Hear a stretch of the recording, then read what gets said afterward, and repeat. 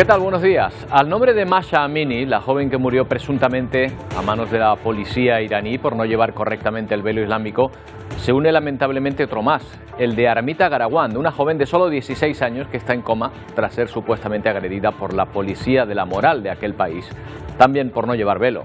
Sin embargo, este suceso no ha provocado las protestas callejeras que pusieron en jaque al régimen hace un año. Hoy nos preguntamos por qué.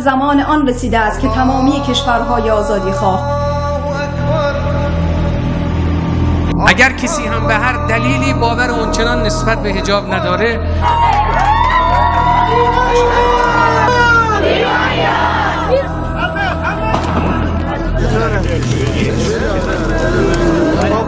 Women, life, freedom.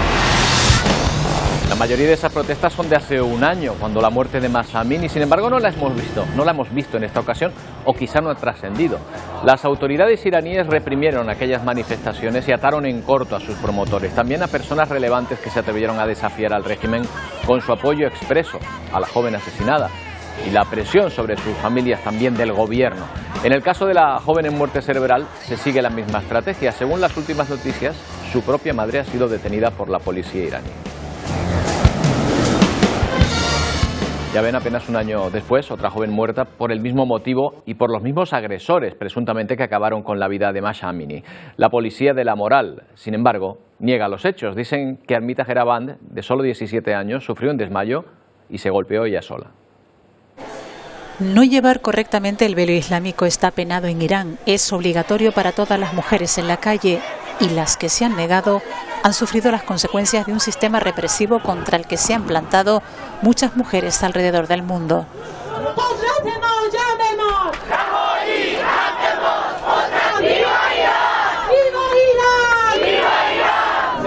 Protestas como esta han dejado a 550 personas muertas, casi 20.000 detenidas. Medio centenar han sido condenadas a la pena capital y 7 de ellas ejecutadas. Ejecutadas por no llevar un velo que esconda su cabello. Women, life, freedom. Nada se ha movido desde hace un año, cuando el régimen de los ayatolás provocaron la muerte de Amini. Todo lo contrario, el sistema se ha endurecido.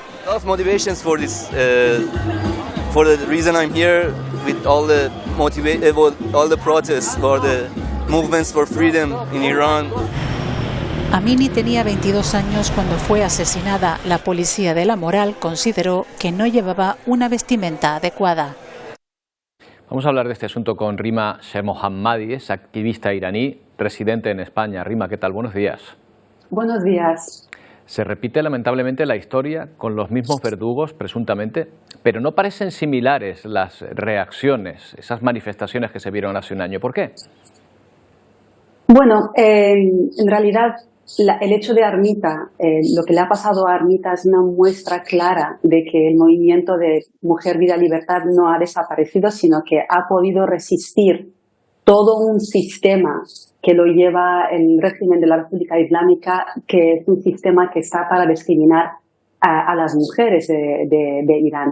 El hecho de que una chica de 16 años salga a la calle, como muchos otros días que ha salido desde que empezó esas protestas sin velo, sabiendo ahora que lo que le espera no es solamente la policía de la moral, sino una serie de leyes aprobadas por el Congreso de Irán que pone la condena de hasta 10 años de cárcel para las mujeres que no cumplan el hijab, y es más, le da, según un artículo de esta misma ley de la castidad, así se llama la ley que ha sido aprobada hace pocas semanas, le da la posibilidad de que cualquier ciudadano del país pueda recriminar, acosar e insultar, incluso detener a una mujer si anda en la calle y enseña su pelo, no lleva el hijab. Y eso fue el caso de Armita. Sabemos que ha sido la policía de la moral, en realidad podría haber sido cualquier ciudadano que podría hacer lo que le ha hecho a Armita y la ley le puede proteger. Entonces, el hecho de que una chica de 16 años haga eso es una muestra de que ha habido un antes y un después con estas protestas. Las mujeres siguen con esta resistencia, con esta desobediencia social, que lo están llevando contra todo lo que les cae realmente. Es de una valentía, yo creo que sin igual, y el mundo no ha visto, yo creo, un movimiento de ese calibre. Es verdad que no hay protestas, como bien preguntabas, pero el hecho de que la mitad de la población se mantenga así, la estética de las ciudades de Irán, comentan muchos iraníes, ha cambiado. Ahora no solamente son las jóvenes que no llevan el hijab, hay muchas mujeres de 50 y 60 años que antes llevaban no solamente el hijab, sino que llevaban el chador, ahora no lo llevan en señal de protesta. Claro. Por la discriminación que sufren las mujeres. O sea, Rima, que las mujeres mantienen ese desafío un año después de aquellas protestas, más de un año después, fueron en septiembre, pero la ley endurece. O sea, lo que nos has dicho es que cualquier ciudadano puede agredir a una de estas mujeres que van sin velo sin consecuencia alguna.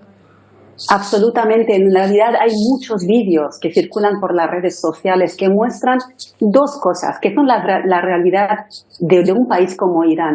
Cómo los ciudadanos pueden coger el teléfono, marcar un número y decir, acabo de ver a una persona, a una mujer que no lleva el velo, pero también vemos a muchos ciudadanos iraníes, hombres, que incluso atacan a esas personas o les gritan o de alguna manera frenan el hecho de que una persona quiera detener a una mujer e impiden que esto se dé. Es la realidad de la misma sociedad. Tenemos el caso de Roya Zakeri, por ejemplo, una chica que hace pocas semanas se veía cómo estaba sentada en la calle gritando y diciendo muerte a Khamenei, el nombre del líder supremo de la República Islámica de Irán. Ella caminaba en la calle sin velo, había sido golpeada por... Hemos perdido por un momento la conexión, hemos perdido el audio con Rima Semadanis, activista iraní. Nos está contando cómo es la situación ahora en su país y cómo ese movimiento que comenzó hace un año, hace poco más de un año, pues está provocando, se está manteniendo ese desafío precisamente a través de las mujeres, pese a las consecuencias que tienen. Rima, creo que ahora te oímos de nuevo, ¿verdad? 1, 2. Sí, perfecto, ahora te oímos de nuevo, sí, perdón. Rima. Vale. Rima, hay una cuestión que se está produciendo ahora, es evidente para todos. ¿Qué puede ocurrir ante la situación que se está dando en Israel, los territorios palestinos? ¿Tú crees que esa situación, esa guerra abierta puede ir en contra ahora de los movimientos libertarios en su país, que pueden aprovechar que el foco se dirige hacia otros puntos? Bueno, el foco ya está dirigido hacia este punto y realmente es una desgracia, es un genocidio lo que está pasando tanto por un lado como por el otro, y no hay ninguna duda sobre eso. Yo creo que lo que va a pasar y lo que realmente está pasando, porque ayer mismo hemos visto la detención de 10 mujeres de la comunidad Bahá'í de Irán, que es la minoría más grande en el país, que fueron detenidas de manera masiva y a la vez. Estamos viendo episodios de mucha represión dentro de Irán, ya sea hacia las minorías religiosas, ya sea hacia activistas, mujeres que caminan en la calle sin el velo. Es una práctica que la sociedad iraní ha visto claramente, así como ha visto la estrategia que ha tenido el régimen iraní desde el primer día post-revolución, que es la estrategia de tener rehenes. Lo ha tenido en su momento con los funcionarios del gobierno de la Embajada de Estados Unidos, los rehenes que están ahora mismo, entre los cuales está Santiago Sánchez, un ciudadano español, y luego ahora vemos cómo ayer el ministro de Asuntos Exteriores iraní en Nueva York decía que Hamás está dispuesta a intercambiar a los rehenes israelíes que están en Gaza a cambio de 6.000 palestinos detenidos por Israel. Entonces vemos que estas prácticas, los iraníes y muchos opositores iraníes siempre han dado la voz sobre esto, pero por desgracia la comunidad internacional no ha escuchado esa preocupación y esa situación que Irán lo ha vivido como algo doméstico, como algo interno, pero ahora está saliendo de las fronteras, como bien dices. Pero yo creo que el tema de las mujeres, así como el cambio social que está pasando en Irán, es algo permanente y cada vez tiene más fuerza. Ahora también han condenado a un grupo de actores y actrices en Irán O sea, que la represión es a toda escala realmente. Si me lo permite, lo cierto es que también a lo mejor veíamos desde aquí Irán como un sistema homogéneo, y estas protestas de estas mujeres, que son las principales valientes que están mostrando ahí, nos muestran que hay un sistema heterogéneo y que hay una presión muy democrática dentro del propio país. Rima, no tenemos tiempo para más, pero espero que podamos hablar y con mejores noticias dentro de poco. Gracias por atendernos. Esperemos que sí. Muchas gracias. Bueno, pues seguimos en Oriente Medio, donde el intercambio de proyectiles entre Israel y Hamás podría abrir nuevos frentes. Uno de esos proyectiles ha alcanzado la ciudad egipcia de Taba, fronteriza con Israel. Por el momento no hay una confirmación pública por parte de las autoridades de Israel, sí de Egipto, que ha dicho que se reserva el derecho de responder. De confirmarse que se trata de un misil israelí, al gobierno de Benjamín Netanyahu se le podría abrir un nuevo frente, además del de Gaza, Cisjordania o el cada vez más tenso Líbano.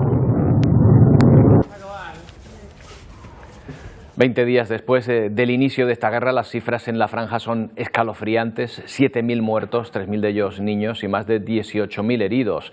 Israel ha vuelto a reforzar su presencia con una nueva incursión terrestre, y muchos se preguntan si será el preludio de la intervención definitiva en Gaza.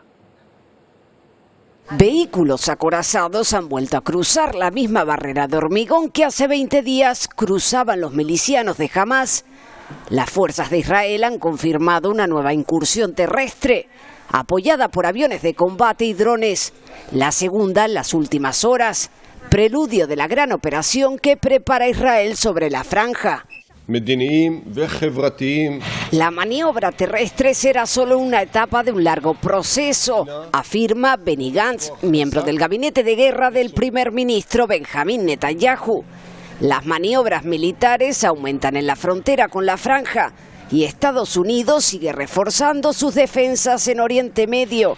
Lo ha hecho con 900 soldados y su presencia en la zona.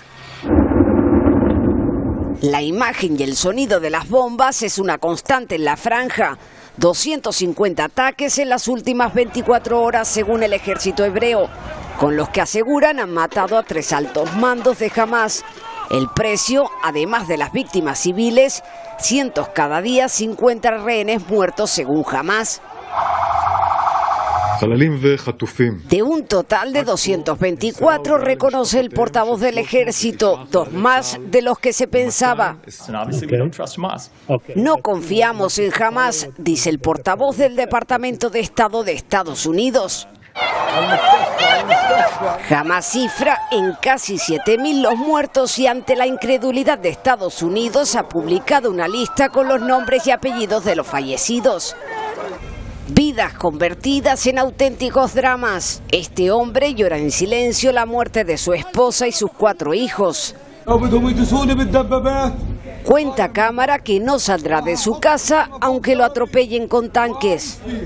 Mientras la ayuda sigue llegando a cuentagotas, el último convoy, compuesto por 12 camiones, llegó este jueves a la franja con alimentos y medicamentos, pero ni rastro de combustible esencial para el funcionamiento de los hospitales. En los pocos que quedan abiertos apuran la energía para mantener con vida a los recién nacidos. Es cuestión de horas que dejen de funcionar. Pero los heridos siguen llegando en un escenario caótico donde no hay camas ni médicos suficientes para atenderlos.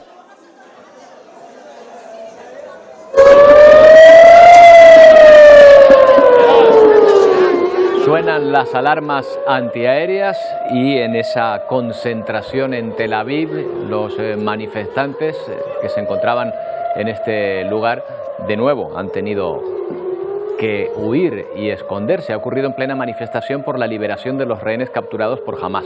El ruido de las sirenas obligó a suspender el acto, un sonido desde que empezó la guerra que se escucha casi a diario.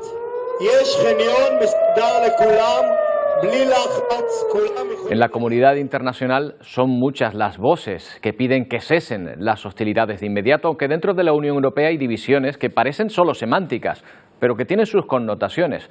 Así, países como España abogan por pedir un alto el fuego, mientras que otros como Alemania prefieren hablar de pausas humanitarias. España propone además una conferencia de paz, pero dentro de 6 meses.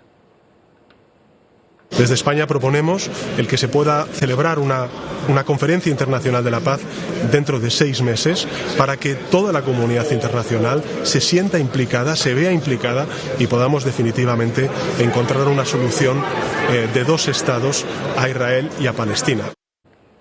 En esa reunión celebrada en Bruselas, los líderes de los 27 pidieron acceso humanitario continuado, rápido, seguro y sin trabas, y ayuda para llegar a aquellos que lo necesitan por todos los medios, incluyendo corredores humanitarios y pausas para necesidades humanitarias. En Ucrania llevan 1 año y medio soportando bombardeos rusos, los últimos en Donetsk, que dejan al menos 4 muertos. El bombardeo alcanzó un edificio de apartamentos y 2 bloques más. La ciudad de Donetsk lleva bajo control ruso desde 2014, pero las tropas ucranianas siguen manteniendo posiciones en las afueras y suelen ser objeto del fuego de artillería. Donetsk forma parte de la autoproclamada por Rusia República Popular de Donetsk, una de las 4 regiones ucranianas que Rusia ocupa parcialmente, una medida condenada como ilegal por Naciones Unidas. Y entre los países de la Unión Europea, Eslovaquia avisa a Ucrania de que ya no le va a suministrar ayuda militar. Eslovaquia se alinea así con otros países como Polonia. Hungría también rechaza entregar más fondos a Ucrania hasta que vean, según han declarado, una justificación de la medida. La República Checa también cerró el grifo ya a Ucrania por la falta de mano de obra. El resto de países de la Unión Europea y Reino Unido continúan ayudando a Ucrania. El mayor proveedor de fondos es sin duda Estados Unidos. Aquí pueden ver ahora mismo en este mapa cuáles son los países que están prestando ayuda material y cuáles son los que empiezan a descolgarse de esa ayuda sin límites a la causa ucraniana.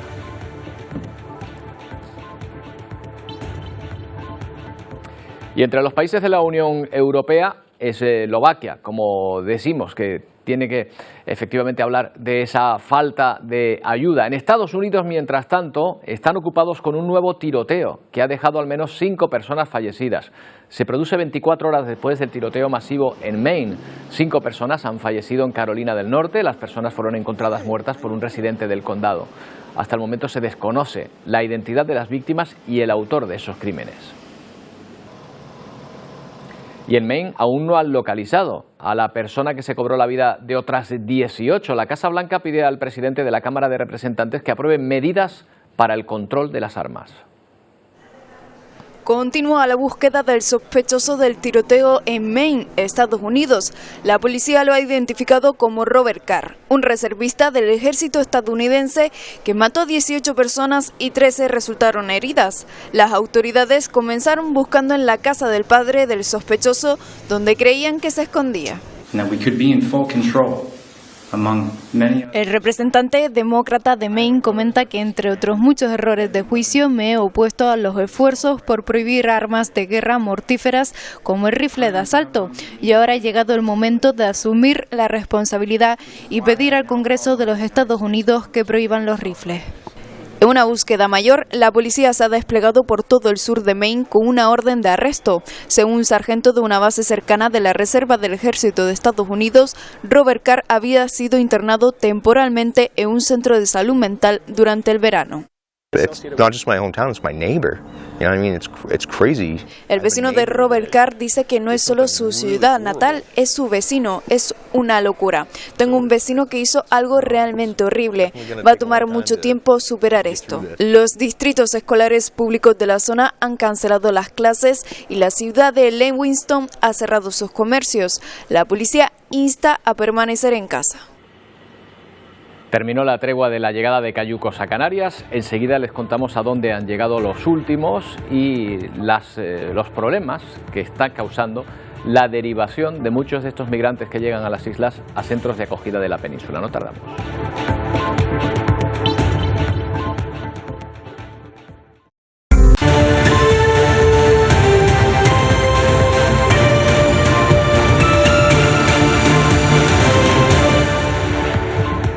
Esta madrugada una patrullera de la Guardia Civil llegó al muelle de los Cristianos al sur de Tenerife con más de 220 migrantes rescatados al sur del Hierro. Ayer hasta el muelle Reño de la Restinga llegaban otros 3 cayucos. A bordo, varios menores. Las 2 últimas embarcaciones, con más de 300 personas entre ambas, tocaron tierra durante la noche. Bueno, eso anoche, pero en las últimas horas, al sur del Hierro, la Salvamar ha auxiliado una embarcación más. Aridian Marichal, ¿qué novedades tenemos desde la Restinga? Pues se suma otro rescate más que ha tenido lugar esta madrugada y que se incorpora al día de hoy viernes. Se han auxiliado 122 personas, una de ellas ha sido trasladada al hospital de la isla. A eso hay que sumar los rescates del jueves, como ya adelantabas, 3 embarcaciones, se han atendido a 414 personas en total. 3 embarcaciones, la más numerosa con 243 personas a bordo. Destacan además los grupos de mujeres y también de niños que han llegado hasta las costas herreñas. Unos rescates de este jueves que coincidían además con el sepelio, la despedida de una persona migrante fallecida el pasado martes. Ya descansa en paz en el cementerio del Pinar. Y aquí en este puerto de La Estaca, en el municipio de Valverde, estamos pendientes de si habrán derivaciones a la isla de Tenerife. Aún no han trascendido esos datos, no ha trascendido esa información. Aquí está atracado el barco de la línea regular, tiene prevista la salida, como es habitual, a las 2 de la tarde. Y también vemos atracada esa patrullera de la Guardia Civil, que también hace rescate en conjunto con la Salvamar Adara, que tiene su base en el puerto del sur, el puerto de la Restinga. Gracias, Aridian. Y fíjense lo que son las cosas, una reflexión. Aunque llevan meses llegando a Canarias, es ahora cuando los traslados de migrantes llegan a la península para ser acogidos, cuando los titulares sobre el asunto se multiplican. 30.000 personas han llegado a Canarias este año. Las islas no dan abasto, literalmente no caben tantas personas en centros de acogida. En varias localidades de la península preparan hoteles, albergues e incluso campamentos militares para poder acogerlos. 5.000 migrantes han salido ya del archipiélago. Lidia Rodríguez, ¿cómo se han distribuido estos últimos? Pues Roberto, la distribución varía en función de las necesidades y de la oferta que haga cada comunidad autónoma. Evidentemente, la gran mayoría de los migrantes que salen de Canarias son derivados a la península y, como decimos, todo depende de la oferta de atención que tengan esas comunidades. De esta manera, por ejemplo, Andalucía es de las comunidades autónomas que más personas ha acogido, con aproximadamente unas 600 personas. También Madrid, que entre los que ya han llegado allí y los que van a llegar sumarían aproximadamente unos 700. Luego están las comunidades autónomas con menor territorio y con menor oferta de atención, como por ejemplo Murcia, que ya ha acogido a 100 migrantes, o Asturias, que ha acogido a 80. Básicamente, cuando ellos llegan, son cifras que varían, Roberto, porque cuando ellos llegan aquí, básicamente se distribuyen ya por el resto de la península, y todo es gracias a un protocolo en el que básicamente lo que tienen que hacer es discernir entre los que son adultos y los que son menores, porque recuerda que los que pueden salir tienen que ser adultos en situación irregular y los menores se tienen que quedar bajo el amparo de la comunidad autónoma. Efectivamente, ya son más de 3.000 los que han para Canarias, menores concretamente. Lidia, es la tercera mayor crisis migratoria en el archipiélago, ya hemos tenido otras anteriores. Sí, efectivamente es la tercera crisis migratoria que tenemos y vamos de camino a superar esa gran crisis que hubo en el 2006 cuando llegaron 32.000 personas. En 2020 fueron 23.000, en 2006 32.000 y en lo que va de año 2023 ya sumamos casi 30.000 y todavía, Roberto, nos quedan 2 meses por delante para acabar el año. Octubre ha dejado cifras sin precedentes. Más de 13.000 personas han llegado a Canarias en Cayuco durante este mes. Por eso el Gobierno ha acelerado el traslado a la península de los migrantes. Se busca descongestionar los centros de primera atención. Ahora mismo tenemos una capacidad de 2.500 personas. Y bueno, las entradas y las salidas están fluctuando bastante. Estamos haciendo bastantes traslados a península de una forma muy rápida. El número de llegadas nos recuerda la crisis de 2006. Si hacemos balance, este año ya superan los 30.000. Ayuntamientos y comunidades gobernadas por el Partido Popular denuncian la falta de coordinación de estas derivaciones. Creo que este tipo de cosas hay que hacerla de manera coordinada y con máxima cooperación. Sin embargo, los traslados son necesarios. Islas como la del Hierro han recibido, por ejemplo, este año casi 9.000 personas. Los recuentos son diarios, igual que los traslados. Es algo puntual, que es necesario, porque la presión que están sufriendo la comunidad autónoma de Canarias es una presión absolutamente insostenible. Gracias, España. Español. Vive español, viva. Where are you from? Son algunos de los 300 migrantes que llegaron a Almería y estos otros 240 que llegaron a Torrox, en Málaga. Solo los mayores de edad pueden ser derivados. Los menores, unos 4.000 niños, quedan bajo el amparo de la comunidad autónoma. Por eso el Gobierno de Canarias ha acordado un protocolo para acelerar las pruebas a los menores. Para ello se usarán equipos portátiles para las pruebas óseas. A partir de ahora se harán 20 cada día.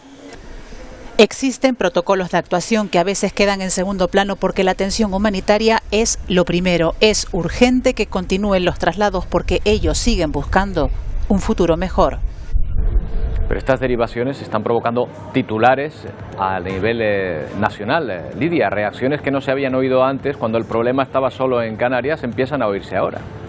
Sí, ciertamente, Roberto, sorprende que esas reacciones solo se escuchen ahora a nivel nacional cuando es Canarias la que lleva sufriendo este problema desde hace meses. Ayer lo decía y lo apuntaba el presidente del Gobierno de Canarias, Fernando Clavijo, cuando tienen el problema al lado de casa es cuando empiezan a ser conscientes.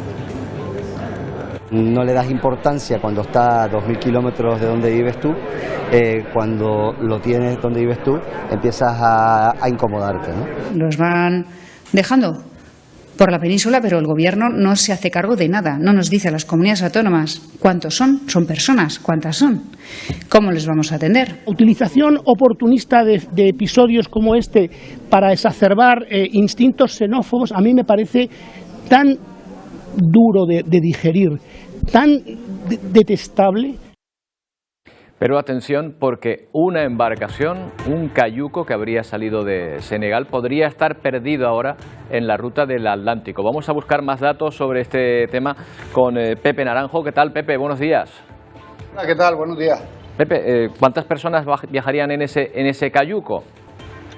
Bueno, ayer hemos tenido noticias de que lo que ha habido es un naufragio de una embarcación en el norte de Senegal, en Gandiol, en el que viajaban, no se sabe la cifra exacta, se especula con que eran decenas de personas, pero sorprende la presencia de un montón de niñas que estaban a bordo de esa embarcación y que habrían muerto. De hecho, han aparecido ya 4 cadáveres, el cayuco naufragó cerca de la costa y hay, bueno, pues no se sabe todavía la cantidad de muertos, pero se puede prever que van a ser muchos muertos. Una tragedia más en esta ruta canaria, ya hemos tenido a lo largo de este verano unas cuantas, ¿no? Y desgraciadamente seguimos viendo cómo siguen muriendo jóvenes, ¿no? En el intento de llegar a Canarias. Podemos confirmar entonces que efectivamente ese barco naufragó, que esa embarcación iba hacia Canarias y aunque no sabemos el número de personas que iban a bordo, sí que había un número importante de niñas. Eso es. Han aparecido los cadáveres de 4 chicas jóvenes, ya, eso está confirmado, y se especula con la posibilidad de que fueran algunas más, de que fueran 20 o 30 niñas en ese cayuco. Era una embarcación que además se dirigía hacia otra mayor que iba a salir rumbo a Canarias. Es un procedimiento habitual. Son embarcaciones que hacen, digamos, el traslado al gran cayuco que luego hace la travesía a Canarias. Naufragó en una zona próxima a San Luis y se están todavía buscando más cadáveres, ¿no?, en la zona. Lo cierto es que ahora estamos notando, si hubiésemos hablado ayer te diría una tregua en la llegada de estas embarcaciones, pero en las últimas horas han llegado más. En todo caso, la situación de la mar invita a pensar en que próximamente se irá reduciendo el número de llegadas. Es lo que nos dice el ciclo histórico, digamos, de las migraciones. Normalmente en el verano hasta octubre, mientras el mar está en calma y las temperaturas invitan, digamos, a que el viaje no sea tan duro como es en invierno, hace que las salidas se intensifiquen. A partir sobre todo de finales de octubre, del mes de noviembre, diciembre, normalmente lo que ha ocurrido otros años es que esas salidas disminuyen.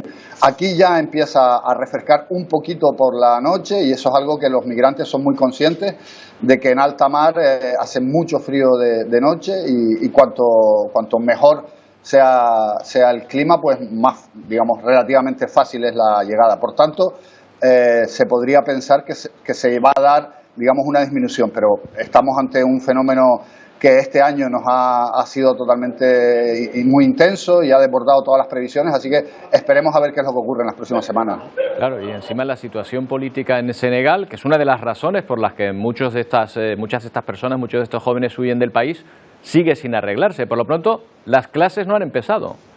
Eso es, la Universidad de Dakar, la universidad más importante del país, la UCAD, sigue cerrada, los estudiantes están muy enfadados porque no han podido retomar las clases, parece ser que el gobierno no quiere, digamos, que haya clases presenciales todavía, hay temor a que se reproduzcan las manifestaciones tan intensas que hubo en el mes de junio y la situación del principal partido opositor y de su líder sigue con una enorme incertidumbre, él está encarcelado, el partido está ilegalizado.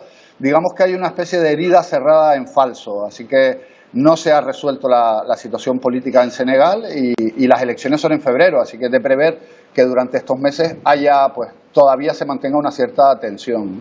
O sea que por lo menos hasta febrero esa presión política todavía se va a mantener, en tu opinión. Sí, porque estamos en el momento preelectoral en el que los candidatos están recogiendo los avales para presentar sus candidaturas y es el momento decisivo para saber si finalmente este líder opositor, Ousmane Sonko, que había despertado enormes esperanzas entre la gente joven que hoy se sienten frustradas porque no se va a producir ese cambio que ellos anhelan, pues es el momento el momento clave, por así decirlo, de lo que va a ocurrir en las elecciones del próximo mes de febrero. Así que hasta febrero probablemente que haya ciertas turbulencias todavía, ¿no? Pepe, nos quedan temas pendientes de los que hablar, pero tendrá que ser en otra ocasión. Gracias. Buenos días. De nada. Bueno, pues desde Senegal nos llega esa noticia que les recordamos, el naufragio ya confirmado de una embarcación, no se sabe el número de personas que iban a bordo, que iba a ser la ruta canaria, probablemente para ser reembarcados en un cayuco de los que viene hacia las islas. Tampoco se sabe el número exacto de muertos que podría haber habido en ese naufragio.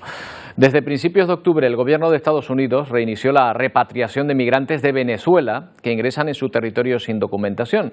Por eso muchos migrantes venezolanos han visto frustrado su intento de buscar una nueva oportunidad en Estados Unidos. Sin embargo, hay quien sí lo ha conseguido, no sin antes sufrir muchas dificultades. Después de un largo viaje desde Venezuela y tras coger una guagua desde Texas, esta familia consigue llegar a Chicago para reunirse con su prima Rosales. En este momento muy feliz, muy contenta, agradecida con Dios. Bueno,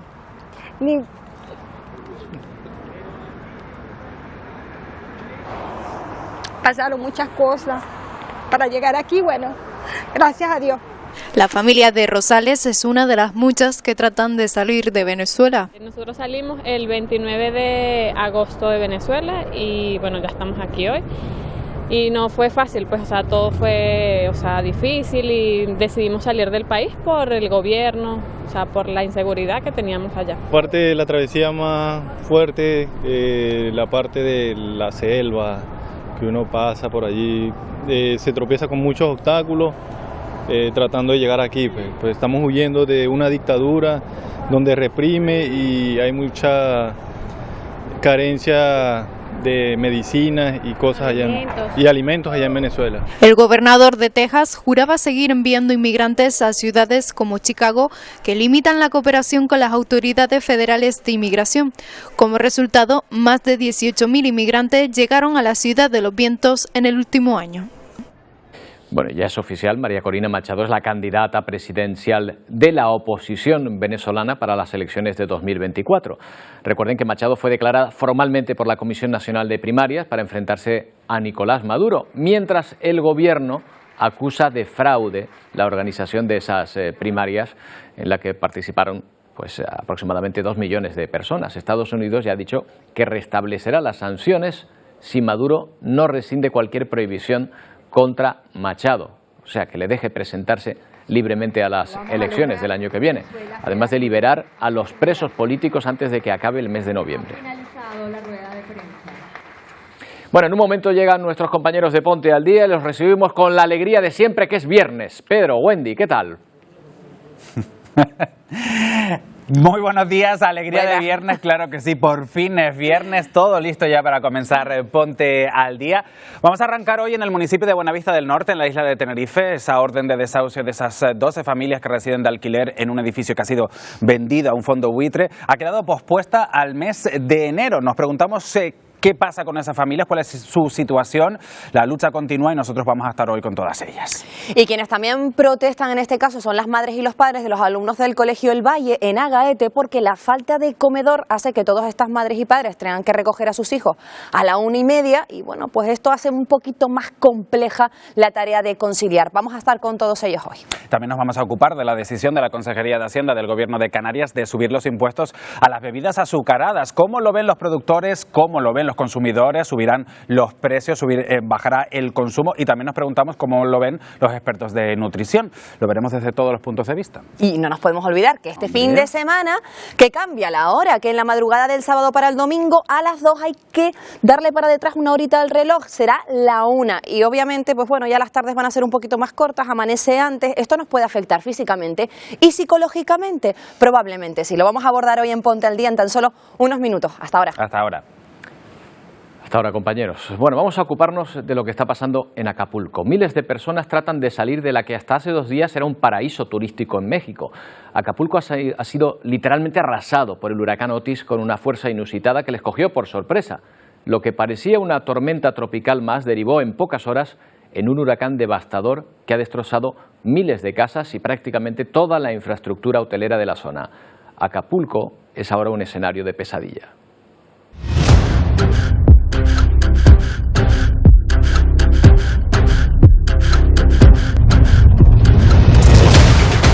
Y por si fuera poco, algunos aprovechan la difícil situación para saquear lo poco que ha quedado en pie. Pero es que también la ciudad sigue incomunicada, el sistema eléctrico está destruido y muchos barrios continúan anegados.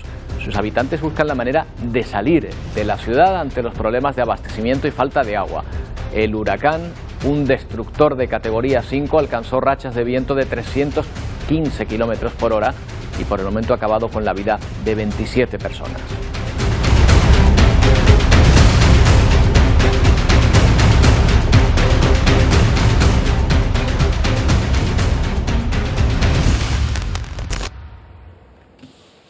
Al menos 27 muertos y 4 personas desaparecidas por el momento tras ese paso de Otis. Tocó tierra el miércoles como huracán de categoría 5, la máxima, convirtiéndose en uno de los ciclones más potentes de la historia del Pacífico. La ciudad trata de recuperarse de esta tragedia. Nos lo cuenta Diego Borbolla. 27 personas muertas y 4 desaparecidos es el saldo que prevalece hasta el momento, aunque la cifra podría aumentar tras el paso del huracán Otis aquí en el mágico puerto de Acapulco, en el Pacífico mexicano, que lamentablemente, pues tras el paso de este ciclón, se ha convertido en una zona totalmente desolada, donde alrededor del 80% de los hoteles resultaron impactados y afectados con el paso de este huracán. Muchas colonias están sin energía eléctrica todavía, pues esto obviamente dificulta la comunicación entre las familias. Muchas de ellas no saben dónde quedaron sus seres queridos. Es lenta la reconstrucción y serán obviamente meses muy complicados aquí en el estado de Guerrero, principalmente en el puerto de Acapulco, conocido internacionalmente por su alta afluencia turística. Yo soy Diego Borbolla para la Alianza Informativa Latinoamericana. O sea, ¿qué es esto? Estamos vivos. Los acapulqueños aún no se creen lo ocurrido. La ciudad más grande del estado sureño de Guerrero, una de las más pobres de México, está destruida. Y estamos desesperados porque no tenemos nada. La verdad, la casa pues quedó deshecha, pero pues nada más quiero decirles que estamos bien. Edificios destruidos y viviendas completamente anegadas de agua. El río Papagayo tiene que subir en 3-4 días. Hoy subió en horas. Así quedó este club náutico. Cerca de la playa yacen algunas de las víctimas de este huracán. Hasta ahora las autoridades han comunicado que hay al menos 27 muertos y 4 personas desaparecidas. Eso es lo que más duele, porque lo material se puede atender. Esta es la imagen de las carreteras, largas colas para entrar en la ciudad y comprobar si sus seres queridos están bien, pero otras personas quieren salir y no pueden. No hay nada de gasolina y a ver si la gente no se amotina, porque está muy feo. Nosotros aquí comemos, tenemos nuestros hijos, yo soy madre soltera. La economía local depende en gran medida del turismo y Otis ha dejado un rastro de escombros en los hoteles. Ante la desesperación, sus habitantes han comenzado a saquear los comercios. Esto es con perdón de la palabra, de la rapiña, sí. Otis fue tan poderoso que pasó de tormenta tropical a huracán de categoría 5 en menos de 12 horas, convirtiéndose en la peor tormenta de los últimos 30 años en el Pacífico. Una víctima de este huracán, Andrés Carrera, nos ha contado la devastación que han encontrado a su alrededor y la odisea que han sufrido para poder salir de la zona. Nosotros estamos hospedados en un hotel que se llama Pierre, que se encuentra en una de las bahías que se le conoce como el Diamante. Pegó directamente en esa zona y la zona hotelera se encuentra prácticamente devastada. Fue muy complicada la salida durante esta tarde. Vimos muchos hoteles, edificios con daños severos, así como tiendas que ya han sido saqueadas. Pues vivimos momentos muy difíciles y pues gracias a Dios logramos sobrevivir y pues ahora pues apoyar a quienes se quedaron allá, quienes viven allá y pues ojalá todo fluya. Bueno, tremendo, es que estamos viendo incluso coches, vehículos dentro del hall de los hoteles. Emilia, es ahora cuando ha empezado a conocerse la magnitud de la tragedia. Pues sí, Roberto, buenos días, sobre todo porque las primeras horas fueron aún caóticas en comunicación, sin electricidad, sin saber muy bien en 24 horas cómo se pudo intensificar de esa forma, un hecho insólito, sin precedentes. Desde luego que este 2023 nos está sorprendiendo meteorológicamente hablando. Para que se hagan una idea, estas son imágenes de satélite de ese territorio, Acapulco, antes de Otis y después de Otis, son impresionantes. Ayer lo decíamos, es como si se hubiera borrado del mapa, como si hubiera caído un meteorito. Hay instalaciones que ni siquiera existen a día de hoy, como las que rodeaban a ese estadio y los que soportaron los embates de las rachas tan fuertes de más de 300 kilómetros por hora. Están muy dañadas, en ruinas, el resto inundado. Ciudad de casi 900.000 habitantes declarada en estado de emergencia. Como saben, ya ha aumentado esa cifra de fallecidos a 30 y por el momento también siguen aún algunas personas desaparecidas. Y mientras tanto la vida sigue precisamente en ese mismo país, al noroeste, en el estado de Sonora. Un productor agropecuario se ha dado a la tarea pues de hacer crecer bosques en medio de zonas desérticas, que suelen resultar además impermeables al agua. Una forma de combatir sin duda este cambio climático. Lo hace con una técnica que se llama cosecha de lluvia y consiste en construir bordos de tierra, montículos de tierra conectados entre sí en zigzag para aumentar el tiempo de infiltración del terreno y lograr así sembrar bosques en donde ven, en el desierto. Una muy buena iniciativa como esta otra que nos llega desde Panamá, la de la construcción de un auténtico castillo con material reciclado, es más, con botellas recicladas. Esta construcción, que data de cientos de años y que son muy populares en algunos países de Europa, se la conoce como Castillo Inspiración. Está hecho en su totalidad de botellas de plástico recicladas. Su creador lo ideó con una misión y era la de salvar a las playas panameñas de la contaminación y propagar así la idea. Este en concreto está en la isla de Colón, en Bocas del Toro, al noreste del país de Panamá. Llegan a las costas panameñas.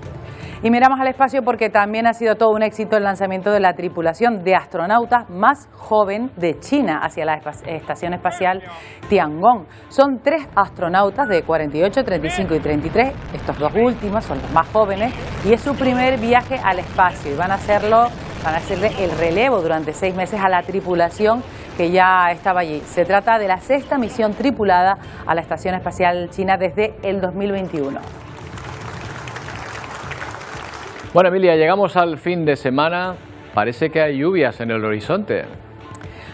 Pues sí, parece que hay lluvias y sobre todo se van a notar durante la jornada de hoy y ahora te cuento durante la jornada de mañana. El domingo no tanto, pero lo más importante de este fin de semana es que va a cambiar la hora, que no nos podemos olvidar. Mira, vamos primero con la imagen de satélite porque en ella ya tenemos los intervalos nubosos procedentes de un frente muy deshilachado que esta mañana estaba por arriba y ahora ha entrado en el archipiélago y ha dejado precipitaciones. Lo ha hecho en San Andrés y Sauces, en la isla de La Palma, 2,4 litros, también 2,5 litros en Valleseco, en el norte de Gran Canaria, pero donde más ha llovido ha sido, por ejemplo, en Tegueste, en el nordeste de la isla de Tenerife. Esas nubes de recorrido marítimo cargan humedad y dejan esas precipitaciones, así como van bajando. Hoy la nubosidad está bastante presente en las islas, incluso alguna gota ha caído también en Lanzarote. ¿Qué va a pasar durante las próximas horas? Bueno, pues lo que vamos a tener es que poco a poco esos vientos del nordeste y de componente norte van a ir variando, van a perder intensidad y esto se va a traducir en que se van a crear nubes de evolución. Tenemos una perturbación que se acerca poco a poco por el noroeste de la comunidad.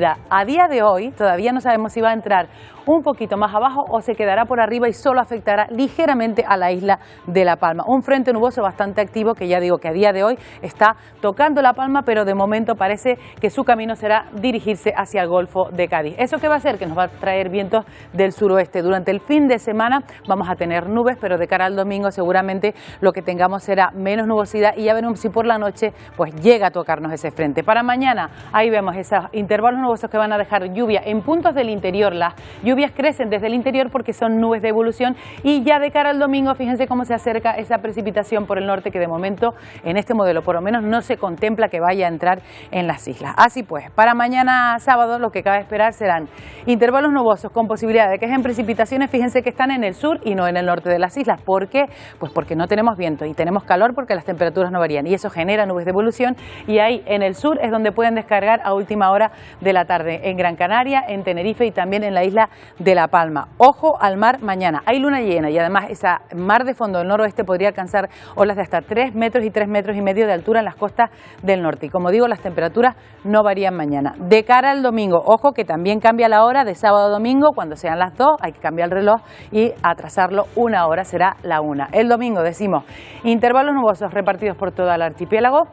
Un día un poco de impas hasta ver qué pasa con ese frente por la isla de La Palma, con cielos más despejados en las islas orientales. De momento continúa la situación complicada en las costas del norte. Fíjense cómo el viento va a soplar de oeste, suroeste, flojo y eso volverá a generar nubes de evolución. Roberto. O sea, Emilia, que lo que iba a llover el domingo a la 1 va a llover el domingo a las 12, ¿no? Vamos, bueno, sí, de madrugada, vamos a ver si llega ese frente. Sí, pero una hora antes. Bueno, por lo menos será una hora más de fin de semana, tampoco está mal verlo así. Sí, lo que pasa es que anochece antes y eso a muchos no nos gusta. Bueno, Emilia, gracias, buen fin de semana. Buen fin de semana. Terminamos en África, de la mano de los voluntarios de la ONG canaria Correcaminos Solidarios. Esta organización ha levantado en un pequeño poblado de Gambia una escuela para 300 niños y ese colegio está a punto de cumplir 10 años. Pues bien, Correcaminos Solidarios, junto a 2 grupos de música canarios, ofrecen hoy mismo un concierto para recaudar fondos para seguir con esta misión en Gambia. La cita esta noche en el Aguere Cultural en La Laguna. Nosotros volvemos el lunes a partir de las 11 en una nueva edición de Atlántico Noticias. ¡Feliz fin de semana!